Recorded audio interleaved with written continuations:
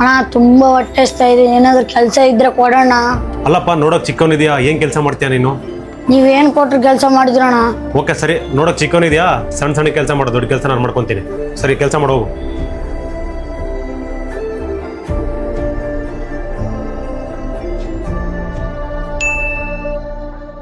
ತಮ್ಮ ನಾನು ಸ್ವಲ್ಪ ಕೆಲಸ ಐತೆ, ಹೊರಗೆ ಹೋಗಿ ಬರ್ತೀನಿ, ಅಷ್ಟವರಿಗೆ ಬೇಕಿ ನೋಡ್ಕೊತೀರ. ಸರಿ ಹೋಗೋಣ.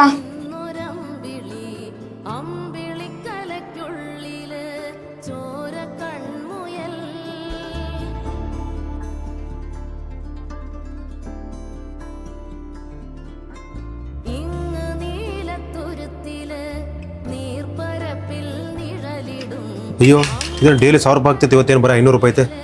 ಓ ಎಲ್ಲಾದ್ರೂ ಹೊರಗಡೆ ಖರ್ಚು ಮಾಡಿರ್ಬೋದೇನೋ. ತಮ್ಮ ತುಂಬ ಹೊಟ್ಟೆ ಹಸಿದೆ, ನಾನು ಊಟ ಮಾಡ್ಕೊಂಡ್ಬರ್ತೀನಿ, ಅಷ್ಟವರಿಗೆ ಬೇಕಿ ನೋಡ್ಕೊತೀರ ನೀನು. ಆಯ್ತು ಸರಿ ಹೋಗೋಣ.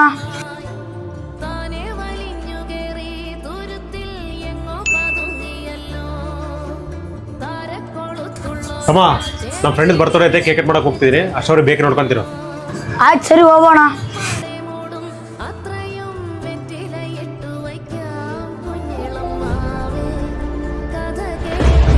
ಅಲ್ಲೇ ನೀನು ನಂಬ್ಕೊಂಡು ಕೆಲಸ ಮಾಡೋಕೆ ಇಟ್ಕೊಂಡ್ರೆ ನೀನು ಈ ಥರ ಕಳ್ತನ ಮಾಡಿದ್ಯಾ ನೀನು? ಆ ಥರ ಅಲ್ವಣ. ನಿಮ್ಮಂತಾರೆ ಕಳ್ತನ ಮಾಡಿದ್ರೆ ಕೆಲಸ ಕೊಟ್ಟಿದ್ದೀರಾ, ಅದು ನನ್ನ ತಪ್ಪಲೇ. ಅಣ್ಣ ಅದು ಏನೋ ಸ್ವಲ್ಪ ತಿಳ್ಕೊಂಡು ಬೇಡ. ಅದೇನಾಗೈತೆ ಬೊಗಳನ ಬೊಗಳು. ಅಣ್ಣ ನಂಗೆ ಕಳ್ತನ ಮಾಡೋದು ಉದ್ದೇಶ ನಾವು ಔಷಧಿಗೋಸ್ಕರ.